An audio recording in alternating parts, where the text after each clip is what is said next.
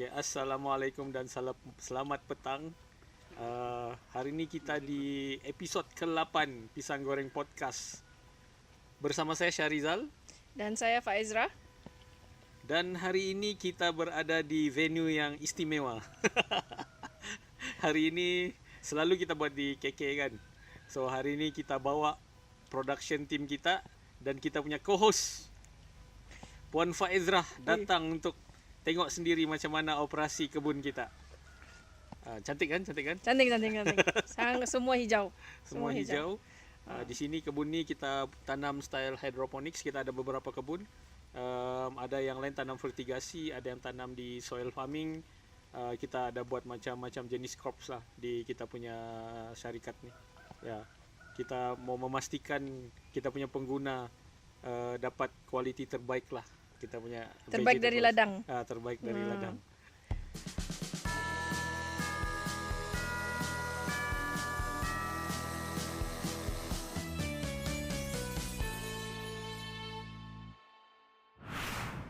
Okey, Faizra, macam mana hari ini? Hari ini okey, nasib baik cuaca bagus. Bagus. Lalat pula ada di sana. Okey, kita start dengan isu yang panas-panas sikit, tapi menarik. Baru-baru ni Menteri Besar Kedah YB Sanusi ada mention yang dia minta pihak organizer support lah separuh tambang kah untuk atlet pergi Sukma di Sarawak. Which is, apa pendapat kau pasal isu tu? Sebenarnya bila saya baca pasal tu kan, saya rasa macam lucu jugalah. Sebab selama ni setiap kali Sukma kan 2 tahun sekali. Dan dia memang berganti setiap negeri kita berganti-ganti kan jadi tuan rumah.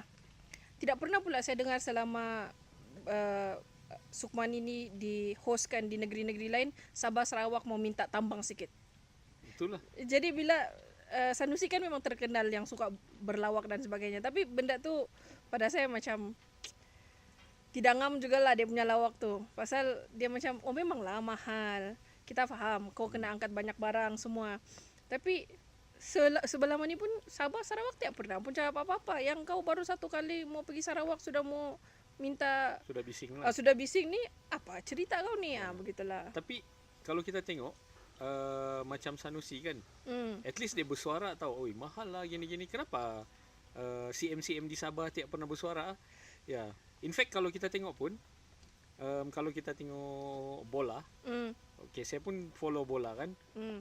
Antara kos yang paling tinggi yang ditanggung oleh Sabah FC adalah kos pengangkutan pergi transportation, pergi tournament, pergi KL, pergi Johor, pergi Terengganu. So macam saya rasa kan kesian bah tim-tim daripada Sabah dan Sarawak ni. For sepanjang tahun kena travel, naik flight, and then sangat mahal kalau dibandingkan dengan atlet-atlet di Semenanjung lah. So kenapa benda tu terjadi? Sepatutnya Sabah dan Sarawak ni dibahagikan kepada zon-zon, dan Sabah Sarawak kena ada tournament di antara Borneo. Baru siapa yang pemenang di kalangan Borneo baru lawan dengan East and West Malaysia bah. Macam di US lah begitu.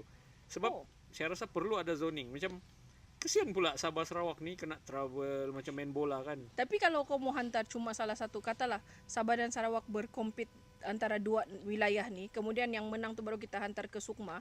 Jadi dia kurang meriah lah kalau. Tidak, maksud saya kan zoning kan Sabah ni luas. Okey. Macam zon Pantai Timur, Tawau, zon Pantai Utara, zon apa. Sebab satu zon Tawau tu siapa pun ada berapa banyak talent, dan seluas Melaka, seluas Negeri Sembilan.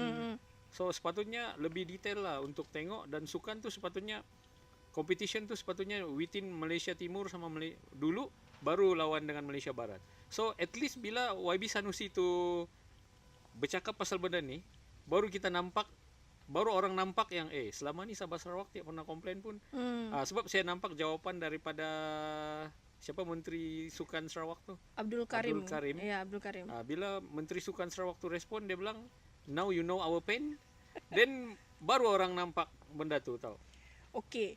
Kalau yang ini kan sebab macam saya cakap tadi lah, Sukma kan 2 tahun sekali. So saya percaya setiap kali persiapan untuk sukma dan juga kos untuk sukma ni, setiap negeri memang sudah sepatutnya ada bajet masing-masing. Sepatutnya bajet untuk Sabah Sarawak kasih tinggi lah kalau travel. Ya, cuma saya tidak pasti sama ada bajet tu datang daripada federal ataupun daripada wilayah atau negeri. So kalau daripada negeri, ikut kemampuan negeri itulah untuk menyediakan peruntukan yang macam mana. Sebab kau bukan sejak, okey lah, ini kita bercakap dari segi sukma ni punya sukan kan. Tapi ada banyak juga kalau peringkat-peringkat sekolah dia hantar dia punya pelajar-pelajar atlet-atlet dia di pertandingan di mana-mana di Semenanjung pun ada juga 2-3 kali yang kita dengar ada sekolah ni tidak berjaya hantar diorang punya atlet sebab tidak cukup peruntukan dan sebagainya. So benda ni bukan hanya sukma, tapi daripada peringkat yang lain pun memang kita ada masalah di untuk kos yang itu. Selagi-lagi bila pertandingan tu dijalankan di Semenanjung. So apa yang saya boleh suggest, mungkin bukan pertandingan ni tidak sepatutnya decentralisekan di Semenanjung sajalah, kan? Itulah perlu decentralize lah. Ya, kalau perlu decentralize kan tidak perlu. Saya rasa perlu decentralize. Itulah yang macam saya cakap tadi. Malaysia Timur buat dulu dia punya tournament. Okay. Lepas tu the champion of Malaysia Timur baru pergi Malaysia Barat. Begitulah. So champion sini lawan dengan Malaysia Barat dua. Dan Malaysia Timur ni sepatutnya di zoning macam zon utara Sabah. Zon begitu. Sebab Sabah ni bayangkan 5-6 negeri dia punya kebesaran. Tapi must be there is talent lah. Macam mana kau mau okey kalau kita buat begitu sebelum nampak lagi. Macam mana? Sebab kalau kau pergi Sulawesi Selatan contohnya kan, Sulawesi Selatan yang besar tu dia ada Sulawesi Selatan, Pulau Sulawesi yang besar tu, dia ada Sulawesi Selatan, Sulawesi Utara, dia ada Sulawesi Barat begitu Pak. Jadi dia zoning. So saya rasa sudah tiba masanya kerajaan kena zoning kan Sabah Sarawak ni kepada macam zon utara, zon Pantai Timur. Yang itu kita sudah ada Pantai Timur, Sandakan dan Sandakan. So bagi saya sepatutnya zoning lawan dulu. Lepas tu the best of the best dari Malaysia Timur baru lawan Malaysia Barat lah. Saya rasa lah sebab. But how do you but with this idea how do you solve the peruntukan punya isu ataupun budget punya isu? I still don't get it. Because kalau kita buat yang macam sekarang yang kau tengok tournament Sabah FC lah, liga lah. Okey, kita bercakap pasal bola lah sebab bola paling senang kita mau bagi contoh. Liga bila dia lawan bola kan. Macam tournament tu setiap hari lawan match lain, tim Sabah ni akan travel pergi Semenanjung. Kan? Mana ada orang lawan yang bukan orang travel. Kalau di Semenanjung, orang boleh naik bas. Dari Johor boleh naik bas lawan KL City di KL. Dari Johor boleh naik bas pergi Negeri Sembilan.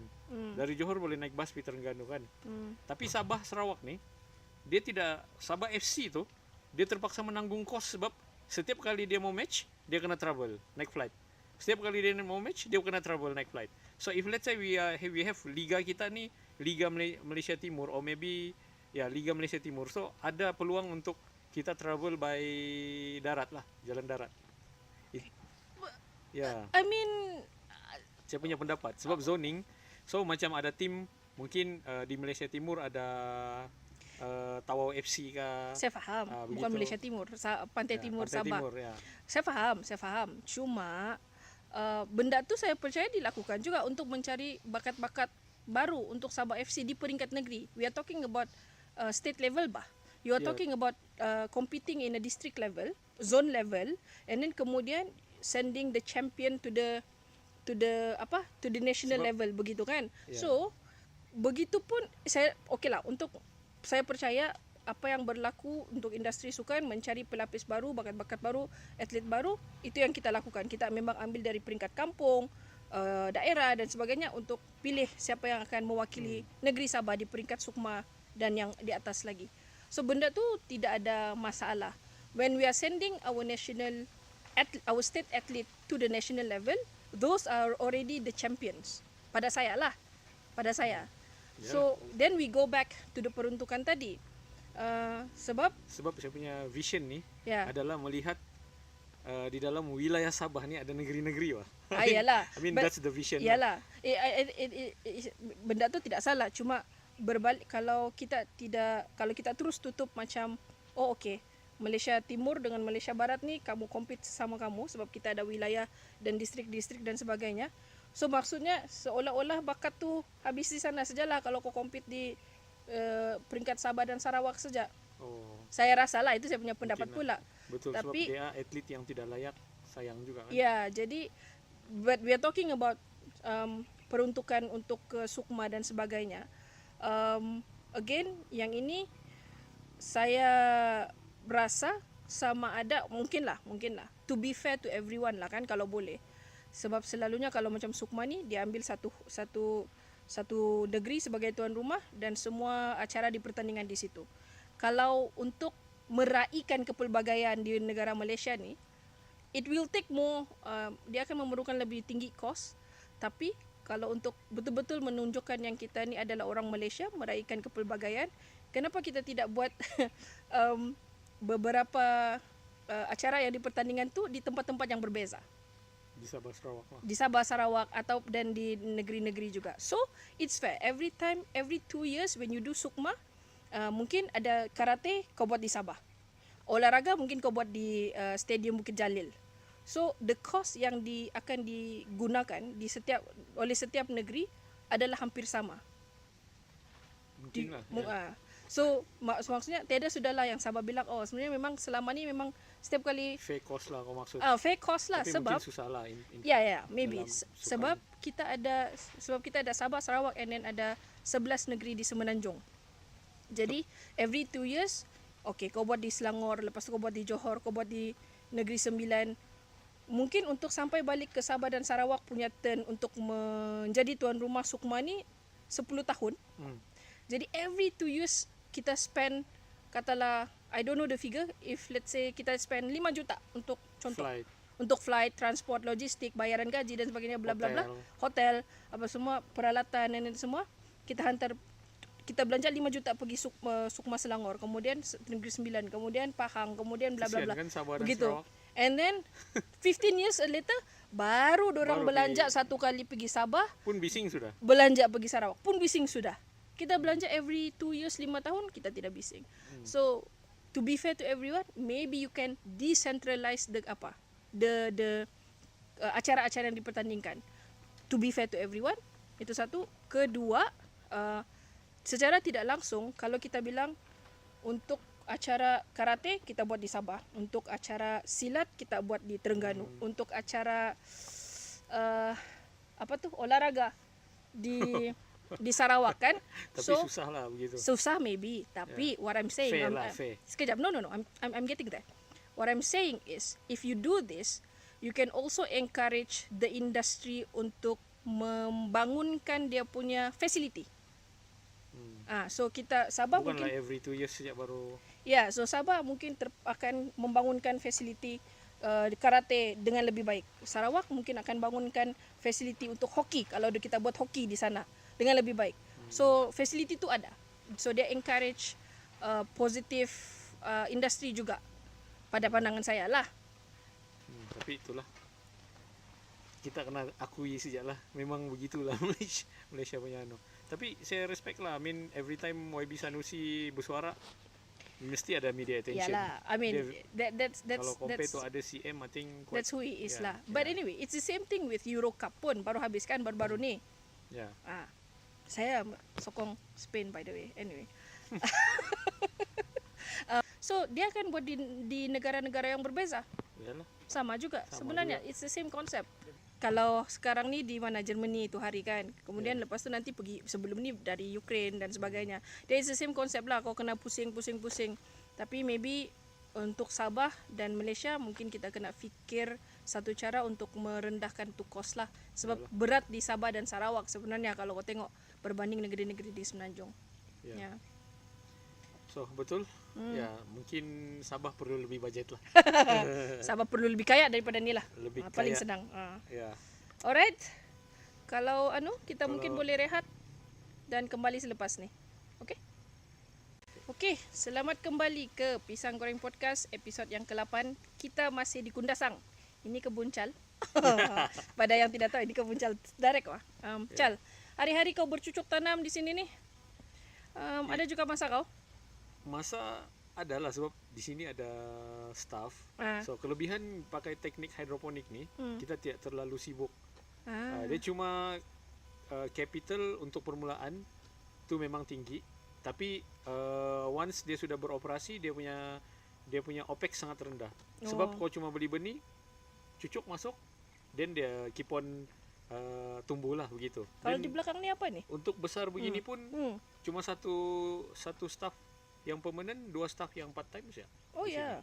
Yeah. So yang ini apa, green coral? Ya, ini green coral lah orang bilang, untuk salad makanan orang putih lah. Itulah kau nampak saya flawless, mana kan saya makan banyak sayur-sayuran. Production team tolong emphasize ya, kita dah bilang saya flawless, guarantee TikTok viral. ini besar tadi nih, tapi kita baru petik tadi kan, untuk dimakan-makan sebenarnya. Untuk makan-makan lah, kamu bawa balik semua. Boleh? Okey Chal, kau dengan kau punya bisnes semua ni bercocok tanam, kau ada masa tengok parlimen? Ada follow sikit lah. Oh, sekarang ni sidang parlimen, apa cerita yang kau tahu? Yang saya tahu, yang speaker apa tu kasih teruskan ke apa tu, ke legitimasi untuk 6 orang ahli parlimen yang memberi sokongan kepada PMX.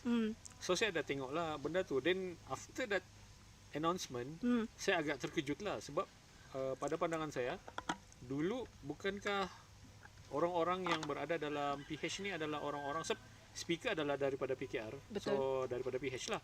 Bukankah dorang-dorang ni yang dulu fighter untuk Akta Lompat Parti dan sebagainya. Tapi kenapa hari ini, yalah mungkin ada loophole dalam Akta Lompat Parti itu. Tapi by principle atau by moral, sepatutnya kau tak boleh apa tu, macam dorang ni sudah macam mayat hidup bah, tidak layak lagi untuk jadi MP, dan sepatutnya dibuat election dikosongkan sebab diorang tidak sehaluan dengan parti diorang. Kita tidak mau ada banyak mayat hidup, MP mayat hidup bah dalam kita punya itu pendapat saya. Tapi itulah saya agak terkejut lah actually yang 6 kerusi itu tidak dikosongkan. Ya, sebab saya rasa yang masa diorang buat anti lompat parti ni adalah untuk memastikan satu kestabilan kerajaan. Dan kerajaan hari ini, kerajaan Madani pun memang sudah stabil kan, ada 2/3. Jadi bila 6 parlimen ni speaker putuskan untuk dia tidak kosong, dia seolah-olah macam membelakangkan semangat anti lompat parti tu dibuat juga sebenarnya.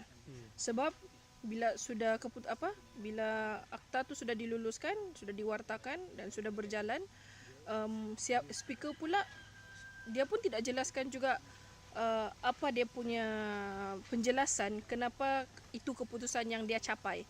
Dia cuma cakap pada hari itu bertentangan dengan perlembagaan. So, saya lah sebagai kita kan orang biasa yang mungkin tidak berapa faham undang-undang, bila speaker bercakap begitu, adakah itu bermaksud akta undang-undang lompat parti yang diluluskan memang daripada dewan pun, adakah ia memang sudah bercanggah dengan perlembagaan? Dan kalau iya, masa dibincangkan, dibahaskan di dewan, benda tu dia orang tidak perasan kah? Actually kalau saya dengar daripada hari itu saya ada dengar di Keluar Sekejap. Okay. Shout out to Keluar Sekejap. Tan Sri Wan Junaidi ada actually warn them that this going to happen. Tan Sri Wan Junaidi sudah bagi tahu yang ada kelompongan lah dalam Akta Lompat Parti itu waktu itu. Tahun lepas, okay. Tidak tahu kenapa waktu itu, dan waktu itu Bersatu yang memerintah. Sewaktu diorang draft undang Akta Lompat Parti Tapi Bersatu yang suruh take out pasal ahli parlimen tu boleh menyokong mana-mana. So hari ini dia macam peluru makan tuan lah. Mungkin Bersatu waktu itu saya pun tidak tahu kenapa diorang kasih take out that clause. Hari ini itulah itu adalah soalan-soalan teknikal yang saya rasa mungkin sama ada Chal ataupun saya, mungkin kita kurang arif untuk bercakap pasal ni lah, sebab dia memang sangat teknikal dari segi undang-undang. Cuma saya punya saranan, kalau ada kelemahan mungkin perlu diperbetulkan. Tapi saya mau petik juga bekas speaker di Ad Harun. Tan Sri kan dia, Tan Sri At Harun pun di Keluar Sekejap episod baru, dia ada sebut walau macam mana pun bila bersatu pindah perlembagaan diorang yang menyatakan kalau ahli-ahli parlimen buat keputusan yang bertentangan dengan kehendak parti, benda tu boleh diklasifikasikan sebagai tidak lagi menjadi ahli parti. Dari 6 ahli parlimen tu pula dorang kata keputusan diorang untuk menyokong Perdana Menteri itu dibuat lebih awal sebelum bersatu buat pindaan perlembagaan. Cuma yang saya tertarik dengan apa yang At Harun cakap dalam podcast Keluar Sekejap adalah walaupun pindaan perlembagaan bersatu tu dibuat lambat, tetapi the act of supporting the Prime Minister against the instruction of the party adalah the act yang continuous, yang bersambungan. Bermaksud hari-hari pun kau still commit the kesalahan. Yeah. So it's something yang again it's too technical for us to discuss, but maybe just ini untuk kita sembang-sembang lah. Yalah. kan ya. It's too technical. Sebab kalau but still in my opinion diorang akan jadi mayat hidup bah. Itu jugalah kan. Diorang tidak diterima oleh parti diorang tapi at the same time diorang bukan parti lawan. Dia macam mayat hidup lah. Macam kalau kau macam dalam satu family kan, macam yang kau jumpa di dalam event tapi macam mau cakap ke tidak begitulah itu. Macam mana lah kan. Itu 6 orang kan macam in the future lah kan. Bermaksud UMNO pun ada yang tidak suka Zahid. So ada kemungkinan ahli-ahli parlimen dalam UMNO pun boleh je cakap kami menyokong orang lain jadi PM. Contoh. Jadi bila negara ni akan stabil? Kalau kita membenarkan 6 orang ini untuk buat apa yang mereka buat, bermakna akan ada ramai lagi ahli parlimen yang akan buat benda yang sama sekiranya ditawarkan sejumlah wang atau apa-apa. So rasanya benda ni tidak akan habis. Sepatutnya bila kita benarkan benda ni berlaku lah. So bagi saya itu satu keputusan yang amat mengecewakan. Daripada Tan Sri Speaker lah. Ada lagi satu, saya rasa 2-3 hari lepas juga, sebab parlimen kali ini bersidang saya rasa lebih 3 minggu. Jadi saya memang hari-hari sambil buat kerja tu kan, buat coding apa semua kan, saya punya, kalau bukan masa parlimen saya dengar music. Tapi bila masa parlimen bersidang tu ataupun Dewan Undangan Negeri Sabah bersidang, saya akan pasang tu untuk dengar kan. So 2-3 hari lepas, Bung saya rasa ada tanya soalan di parlimen kepada Menteri Ekonomi lah, Rafizi Ramli. Dia tanya, soalan dia yang pertama tu saya tidak dengar jelas, tetapi berkaitan dengan jumlah kadar kemiskinan di Sabah. Dan jawapan Rafizi pada masa tu dia cakap ada di Sabah setakat rekod tahun 2022, dia bilang cuma lagi ada dalam 6,000 lebih. Ketawa dia. Okey, sabar. So Bung pun dia naik, dia bangun, dia cakap mungkin nombor tu tidak berapa accurate, dia cakap. Sebab kalau yang berhormat menteri datang ke Sabah, dia bilang bolehlah saya bawa kau tour 2-3 hari di kawasan saya. Sebab di kawasan saya Kinabatangan tu, dia bilang Tongot dan Kinabatangan tu memang 2 daerah yang termiskin bah. Kau tengoklah, dia bilang. Jadi macam saya tidak boleh percaya itu nombor, dia cakap begitulah lebih kurang. Kemudian Rafizi balas balik, dia cakap kadar mekanisme untuk mengukur kadar kemiskinan di Sabah ni adalah mengikut tahap piawaian antarabangsa, dia bilang. Dan kita terikat dengan piawaian itu, dia cakap. So berdasarkan piawaian itu, cara untuk mengukur kadar kemiskinan di Sabah adalah keupayaan satu-satu isi rumah untuk membeli belanja rumah. Lebih kurang begitulah. Kalau saya silap mungkin nanti kita letak di bawah lah sebagainya. So itu yang kalau kita tengok daripada konteks Sabah, mungkin saya setujulah dengan si Bung. Sebab kalau kau mau tengok daripada itu piawai antarabangsa, dan saya tidak percaya juga kita betul-betul terikat. Sebab kalau memang kita terikat, nombor tu memang salah. Sebab dia tidak reflect the reality on the ground. Sebab kalau kau tengok macam di Kundasang ni kan, saya ada tanah, saya bercucuk tanam, kan? Saya masih boleh hidup. Saya tidak perlu beli barang pun, belanja dapur. Kan saya masih boleh hidup, tapi saya tetap miskin. So, kalau ikut piawaian yang begitu, saya bukan miskin lah. Tapi saya miskin. Macam mana? Ya, betul. Saya rasa tidak reflect lah. Saya rasa Ranau pun masuk antara daerah termiskin. Salah satu. Kalau sebab saya selain daripada berniaga agriculture, saya selalu buat dengan pasukan bantu. Kita buat banyak NGO dan food supply kepada rakyat termiskin. Kadang-kadang rasa menyayat hati lah bila kita masuk ke kawasan macam di Ranau ni. Bila kita tengok kawasan-kawasan seperti Karagasan, Kaingaran yang jauh-jauh ni, mostly di dalam Dun Kundasang, ada juga di kawasan Dun Paginatan. Saya rasa numbers di Ranau ni sangat tinggi lah. Baru Ranau lah. Belum lagi di daerah lain. Dan bila kita pergi hantar bantuan tu, kita tengok kondisi keadaan cara hidup kan, memang amat menyedihkan lah. So bagi saya kan, macam mana diorang actually generate that numbers? Macam mana diorang dapat that nombor-nombor tu, bilangan-bilangan tu? Adakah melalui jabatan kebajikan atau zakat? Tapi kenapa benda tu tidak reflect kepada reality? Itu yang amat menyedihkan lah. Dan yang paling menyedihkan kan, kalau saya boleh tambah sikit, yang paling menyedihkan cara respon YB Menteri yang kita terikat dengan piawaian antarabangsa kan. For once saya minta Menteri untuk just be humble and turun to the ground and tengok betul-betul seperti yang YB Bung cakap kan, Datuk Bung cakap, kenapa tidak for once kan Rafizi just admit yang mungkin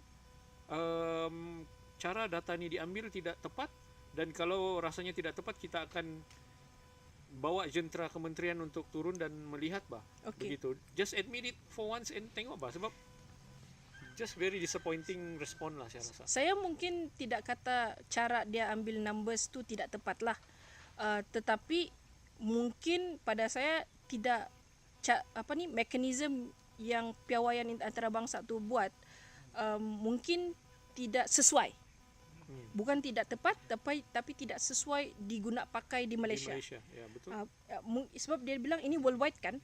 Jadi worldwide mungkin kau terpaksa ubah dia punya parameters tu untuk supaya dia standardize. Tapi dalam mungkin kita boleh kata mengikut piawaian antarabangsa yang disetkan oleh bla bla bla bla, ini nombornya. Tetapi di peringkat negara kita sendiri, kita sepatutnya ada mekanisme lain untuk memastikan kita punya data tu lebih accurate, sepadan dengan cara hidup kita di sini. Dan kalau di negeri Sabah macam mana dia orang punya social economy dan sebagainya. Kalau boleh saya share sikit, bulan lepas saya dijemput oleh Sekretariat Sabah Maju Jaya untuk satu forum ni. Jadi salah satu speaker lah. Dan pada masa forum tu Ketua Pegawai Penyelaras Datuk Rosmadi, kalau saya boleh sebut nama dia, dia ada kongsikan kepada banyak penjawat awam kanan yang hadir pada masa tu tentang nombor-nombor ni. Cara diorang ambil data dan sebagainya. Okey, memang cara ambil data sama macam yang Rafizi buat pun, dia bilang diorang buat survey. Sabah pun sama juga buat survey. Tetapi parameters dan kaedah-kaedah dia berbeza. Cuma yang saya sempat kongsikan dengan Datuk pada masa tu, saya bilang kalau boleh, sebab nombor yang diorang dapatkan ni ada sedikit berbeza, lebih kurang tapi sedikit berbeza. Dan parameters ni saya percaya memang tidak sama dengan yang diguna pakai sekarang di peringkat pusat lah. Ini spesifik kepada Sabah. Jadi saya cakap dengan Datuk, saya bilang kalau boleh kongsikan kaedah ini bukan saja kepada penjawat awam dan kepada siapa yang hadir masa forum tu, tetapi juga sharekan kepada awam supaya kita faham dari mana sebenarnya dan macam mana kau punya cara ambil data dan kamu mengukur tahap kemiskinan seseorang atau tahap kemiskinan satu-satu isi rumah tu. Baru kita boleh, sebab bila kita sebut 6,000 dulu PMX 2 bulan lepas dia bilang 9,000, 20,000. Kita kau pun Mendoktahkan kami macam kau pun ketawa bahkan. are you sure? 20,000.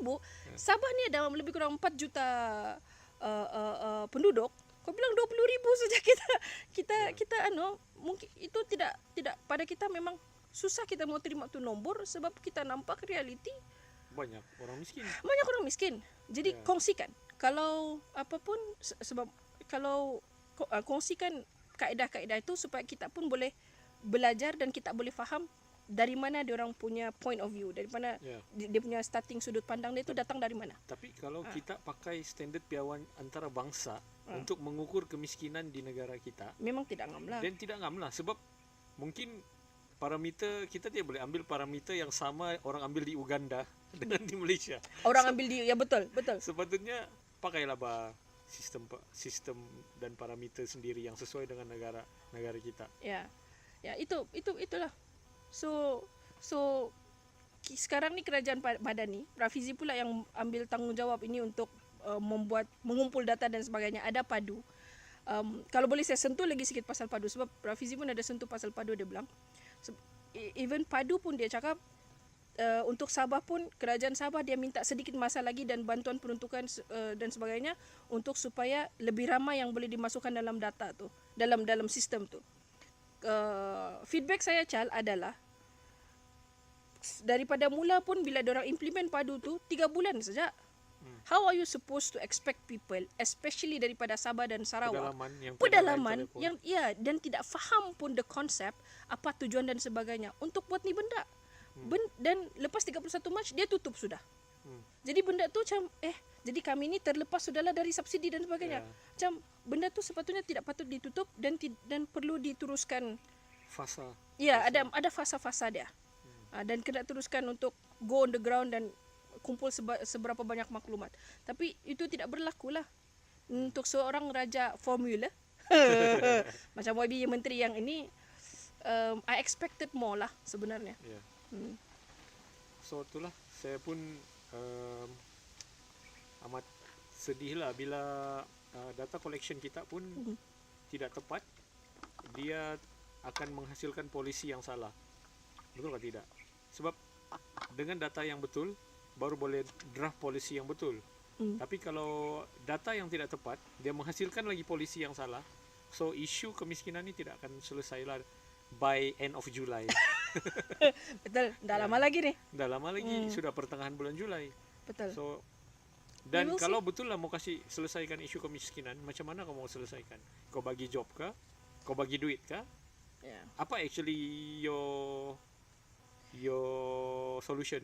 Bila dia cakap mau menoktahkan tu sebenarnya apa dia punya cara? Apa cara dia itu pun bantuan tidak dibentang. Cash, bagi pekerjaan atau bagi makanan? Sebab untuk orang tu keluar daripada kemulut ekonomi, kau kena bagi dia peluang pekerjaan. So tapi sebelum kau bagi dia peluang pekerjaan, kau kena bagi dia food supply. That's why kita selalu hantar bantuan makanan ke kampung-kampung. Sebab kita percaya bila perut dia sudah kenyang, baru dia boleh bekerja, begitu. Dan bila dia boleh bekerja, baru dia boleh keluar daripada kemiskinan.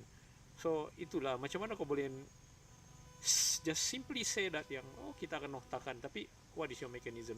Sampai hari ini pun kita tidak nampak pun macam mana kau mau selesaikan. Betul. Macam di sini Kundasang ni, we proudly say lah kami punya farm bagi peluang pekerjaan yang banyak untuk orang tempatan. Ya, baru saya mau tanya kau tadi. Ya, dan kalau cara untuk memberi peluang kepada orang tempatan untuk keluar dari kemiskinan, memberikan punca pendapatan, dan sepatutnya bukan tanggungjawab kerajaan saja, tapi tanggungjawab SME juga. Dan sepatutnya negara ini, ini saya mesti tekankan nih, negara ini kena perkasakan SME. Sebab SME macam saya, pengendali SME macam saya, Pak Ezra, sepatutnya diperkasakan supaya boleh membuka ruang peluang pekerjaan lagi kepada orang-orang Sabah atau orang-orang Malaysia. Sebab bila di negara kita ni, coba kau tengoklah, bila kita mau ambil loan untuk SME susah. Tapi bila kita mau ambil loan kereta, loan property senang. Sepatutnya cara institusi keuangan beroperasi pun di Malaysia ni sebetulnya berubah. sepatutnya yang perlu diperkasakan adalah SME. Sebab SME ni create work opportunity bah. Tapi macam mana SME mau scale up bila sukar untuk dia dapat bantuan keuangan untuk scale. Sebab terus terang, coba kau pergi bank untuk buat loan kah, buat apa-apa kah, atau grant-grant government kah, susah untuk SME actually mau apply. Dia punya procedure dan requirements dia tu memang, apalagi startup mau dapat, punyalah susah. Kalau kau bukan datang daripada keluarga yang berada untuk sustain kau punya startup for the time kau belum dapat grant, susah gila. And kalau saya boleh kongsikan macam mana kami start pun memang susah, bukan senang. Kami memang hasil dari kebun kecil ke besar, dan of course kami ada bantuan daripada financial institution. Tapi bila saya sedar, bila saya mau beli kereta contoh kan, senang saja loan kereta keluar. Mau beli property, contoh rumah kedai, senang saja, atau rumah. Tapi bila when it comes to scaling your SME, susah betul dia punya procedure. Saya pun tidak paham. Saya rasa Malaysia ni kena berubah. Kalau betul Malaysia ingin menoktakan kemiskinan, kena bagi banyak peluang pekerjaan kepada orang. Dan kalau nak bagi peluang pekerjaan kepada orang, SME kena diperkasakan. Sebab saya rasa job opportunity ni di Malaysia ni yang paling banyak memberikan job opportunity adalah SME. Ya. Tapi itulah. Itulah. Dia ya. Dia kalau di Sabah ni memang dia punya cerita sebenarnya dari miskin ke apa dan ke SME, dia sebenarnya berputar. Sama saja, saling berkait. Ya. Anyway, nak makan sudah goreng pisang, kita kembali selepas ni. Okey, kembali lagi Pisang Goreng Podcast. Ini episod yang ke-8. Chal, kalau selain daripada green coral, apa lagi yang kau tanam? Timun, tomato, kubis. Okey. Kubis yang warna apa tu? Kubis hijau lah. Kubis yang bulat. purple tiada tu? Tiada. Kami tiada buat tu. Actually boleh buat kalau mau. Cumanya demand kurang mungkin kepada high end punya kedai, so kami lebih pasaran kepada yang middle income punya kan. So kami tanam tu kubis bulat, kubis panjang, kubis Jepun, coral, green coral, red coral, daun sup. Daun sup pun ada. Ya, ketumbar. Apa lagi ya? Bawang. Sawi-sawi. Bawang Bawang is on the future. In the future. Tidak sudah akan lama lagi. Dalam proses lah kan. Dalam proses, ya. Tinggal mau harvest. Ya, tinggal mau harvest. Berapa? Bawang untuk pengetahuan semua di Malaysia ni, actually bawang dia over 900 million bah, almost 1 billion industry. Ya, import. 100% import. 100% kita import daripada India ataupun mungkin dari China atau Pakistan. So sekarang ni kami cuba usahakan menanam bawang. Kita orang dapat sokongan daripada Mardi untuk benih. So sekarang itu batch pertama yang kita tanam.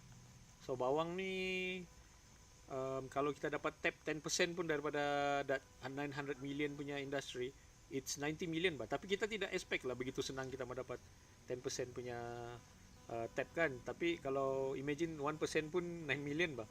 So itulah kami sekarang cuba untuk, belum lagi scale besar, kami tidak scale besar pun, tapi kami luas juga kami tanam bawang. Kami baru mau bertatih lah, tengok macam mana bawang ni boleh pergi ke tidak di Sabah ni lah. Okay, once kau sudah try kau punya eksperimen, ada lagi tanah yang ada saya lagi. boleh recommend di Keningau. Itulah, memang kita punya plan pun kita mau pergi daerah lain. Okay lah. Ya, mau scale pergi daerah lain. Okay Chal, apa lagi yang kita boleh cakap hari ni? Itulah, tadi kita cerita pasal isu pekerja juga. So ada isu yang saya baca laporan PAC mengenai HRD Corp, Faizra. Kalau saya ikut berita laporan daripada Sinar, dia cakap Kementerian Sumber Manusia pertimbang buat laporan polis mengenai isu HRD Corp ni. Okay. So saya rasa kau baca in details apa laporan PAC tu. So mungkin kau boleh, apa pandangan kau tu, macam mana, salah kah tidak, apa yang, sebab CEO HRD Corp membuat penafian yang yang praktis yang dia buat tu salah. So macam mana pandangan kau? Dia isu ni terjadi bila laporan PAC tu keluar yang basically HRD Corp dia gagal lah dalam dorang punya laporan audit. Jadi bila dia datang kepada PAC, ada beberapa series of proceedings lah yang kena buatkan. So basically apparently over the past few years HRD Corp ni dia telah buat beberapa series investment bah. Termasuklah pembelian beberapa property di Bangsar South yang itu tidak jadi dia cakap. Tapi yang saya paling ingat sebab ini saya tahu, sangat tahu di Sutra Avenue. Oh, BKK. Ya, sebab office HRD Corp yang asal sebenarnya di bangunan KWSP Chal, dan saya pernah pergi. Pernah pergi sekali. Office dia kira satu unit sajalah dulu. Satu unit. Jadi tahun lepas diorang beli satu bangunan blok di Sutra Avenue di office lama saya Chal. Okay. 16 juta. 16 juta. 16 juta satu building. Satu building. So diorang baru pindah masuk saya rasa pertengahan tahun ni lah. Baru-baru jugalah. So itu adalah antara property yang diorang beli. Ada 2-3 lagi. Cuma saya pun sudah tidak ingat di mana. Soalan yang dibangkitkan pada masa itu adalah pertama sekali sebenarnya adakah HRD Corp ni asalnya lah ini di dalam laporan PAC. Adakah HRD Corp ni ada kuasa untuk membuat pelaburan? Okey.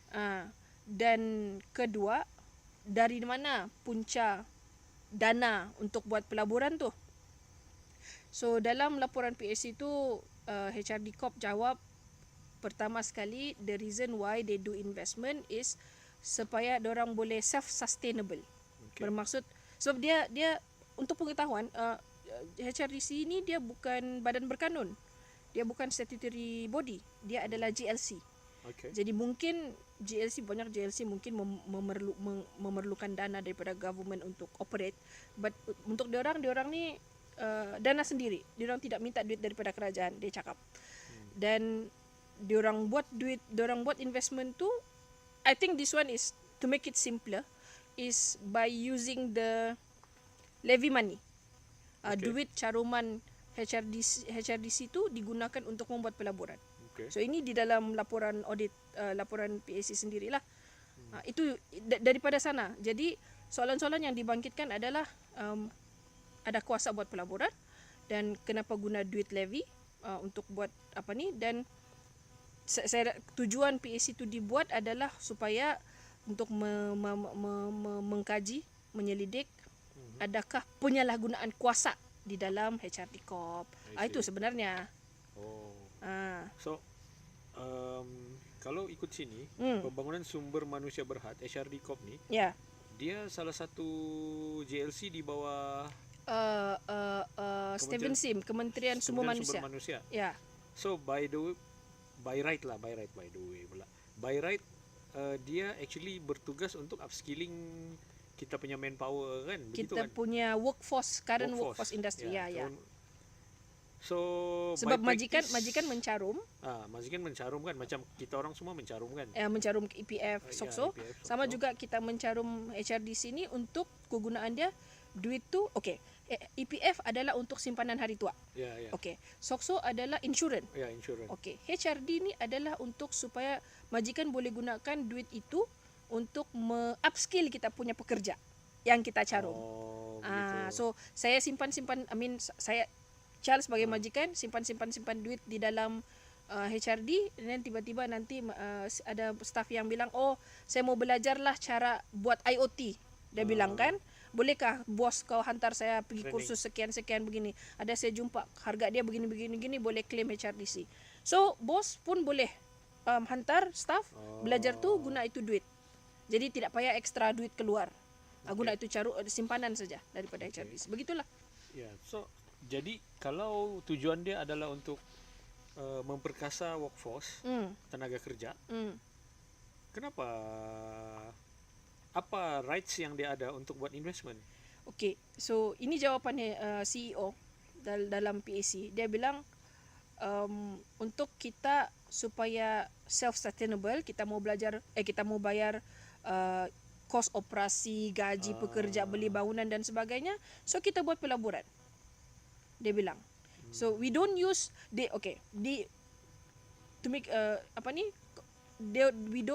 use the levy money untuk membuat investment, tetapi the ROI tu is what they take untuk bayar kos operasi, kos upah dan sebagainya. They don't use, if let's say syarikat A, syarikat Syarizal Sdn Bhd, contoh ada duit 10,000 di dalam HRDC, mungkin itu digunakan untuk sebagai initial investment HRDC.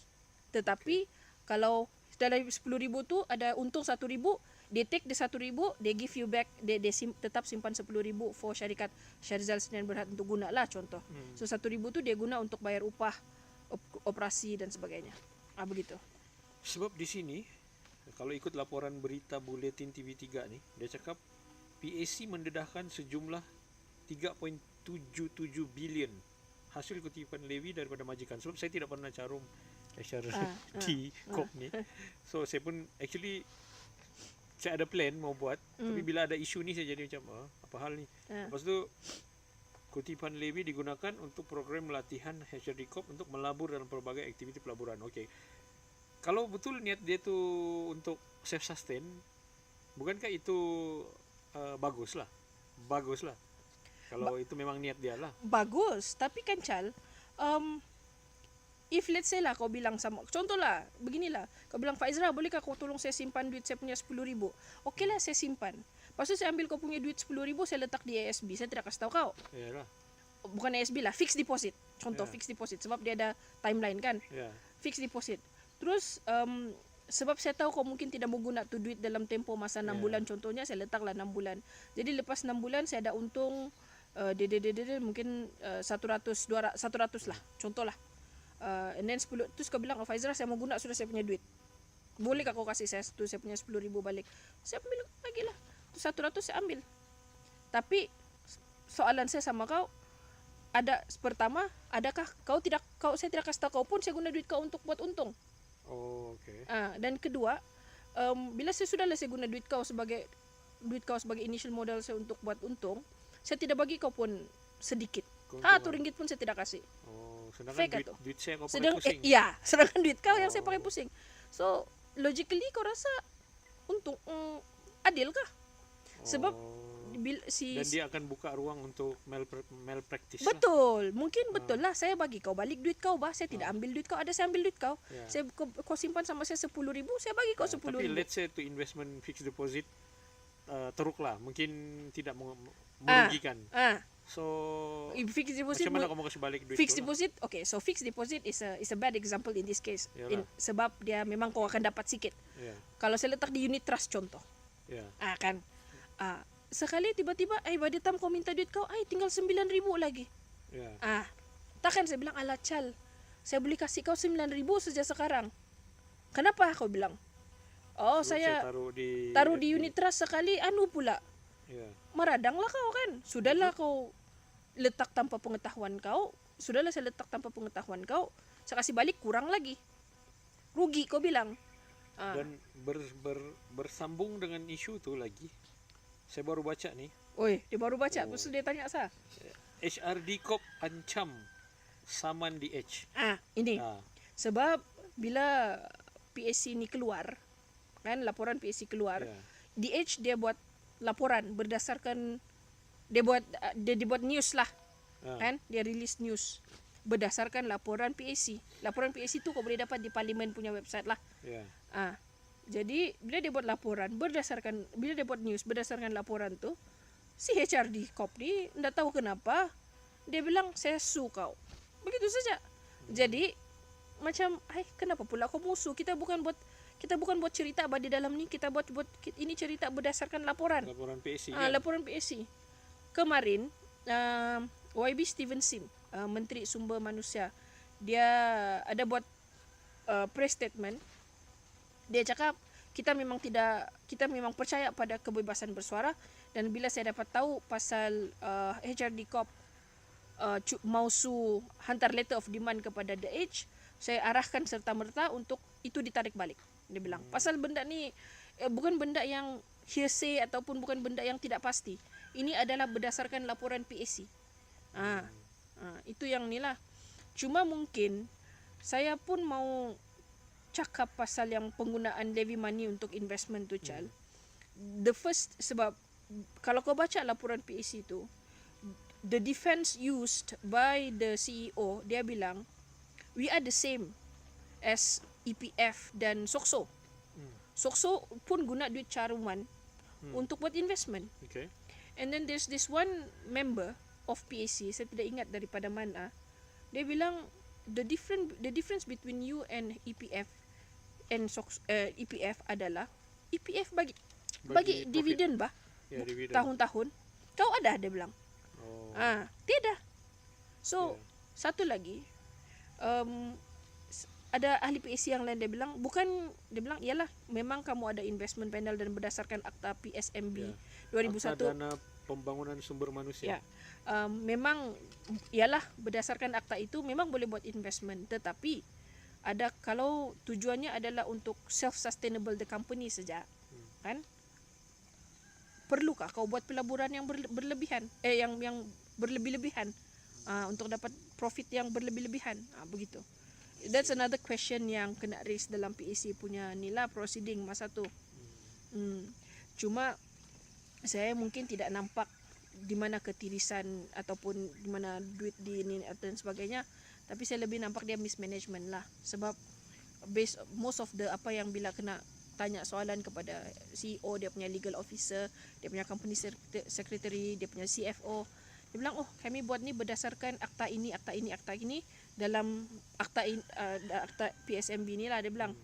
So mungkin ada kelompongan di mana-mana lah, kelemahan di mana-mana yang akta tu lah. Itu yang mungkin perlu ditambah baik. Cuma sebab saya training provider kan, Chal. So kita memang banyak bekerja dengan HRDC, especially di Sabah tahun lepas. Saya ingat lagi banyak events, banyak programs, memang lavish, sangat lavish. Saya bilang, wah, jarang-jarang saya pergi government event yang GLC yang very mewah. Very mewah.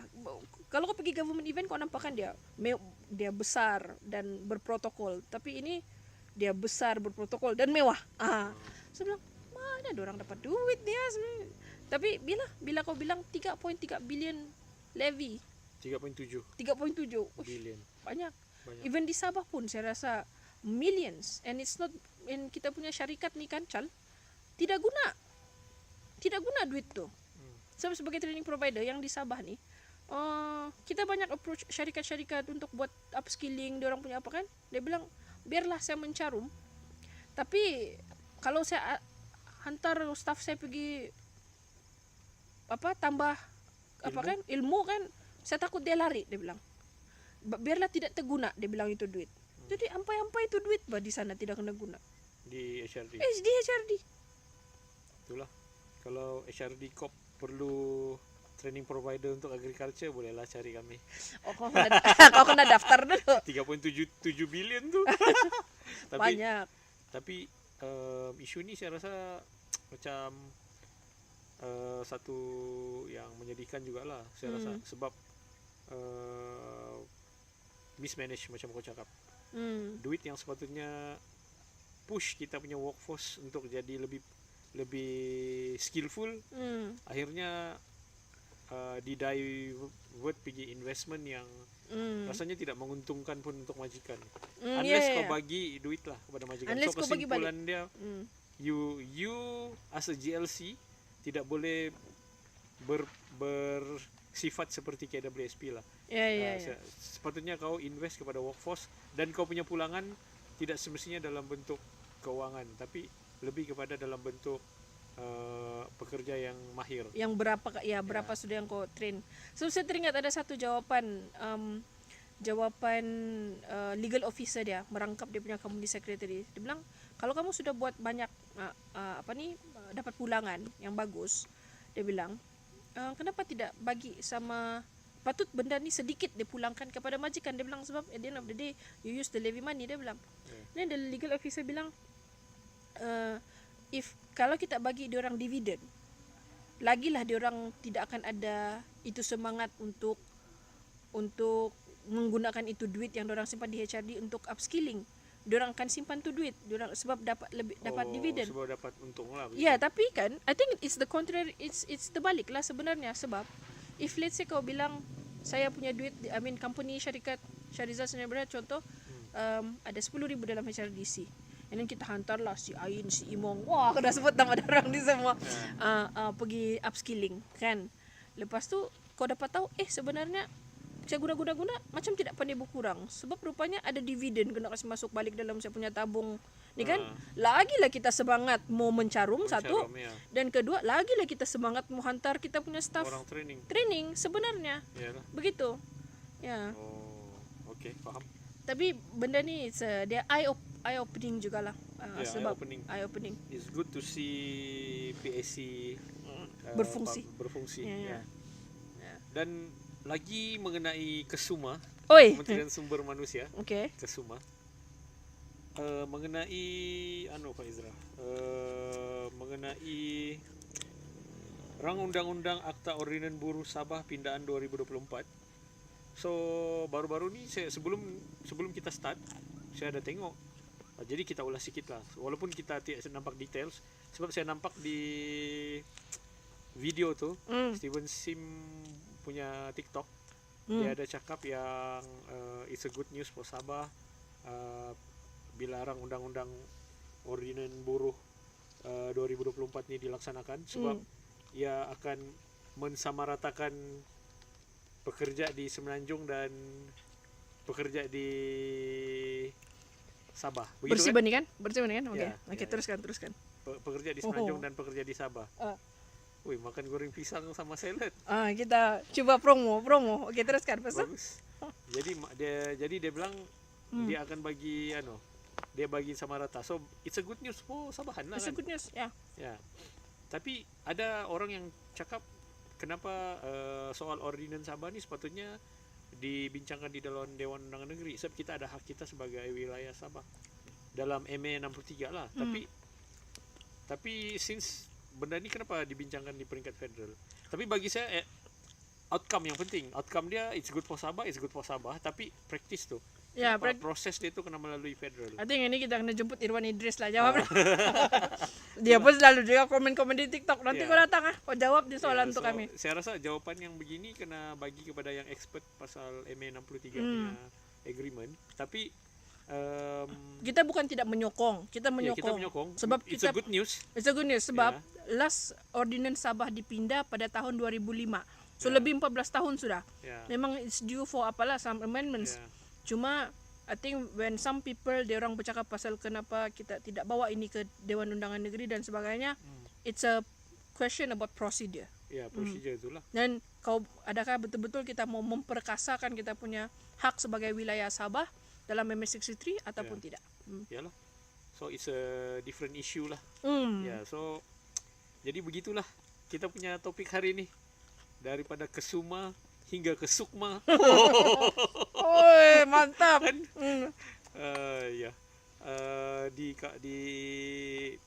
Di apa nih orang bilang, di cuaca yang dari panas hingga ke mendung lagi. Tadi a bit panas, sekarang sejuk-sejuk. Shock. So itulah saya rasa itu yang terakhir daripada kami di Pisang Goreng Podcast episode ke-8. So harap-harap apa yang kami sampaikan nih, orang bilang sampailah ke dalam sukma kamu. Deep lah dia ni. Okey. Ada lagi Faizal? Tidak lagi. Sekian, terima kasih.